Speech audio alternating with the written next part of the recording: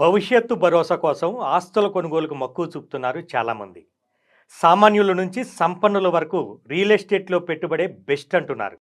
అయితే ఇప్పుడు హైదరాబాద్లో స్థలాలు కొనుగోలు చేయాలన్నా, పెట్టుబడులు పెట్టాలన్నా సామాన్యుల వల్ల అయ్యే పరిస్థితి లేదు.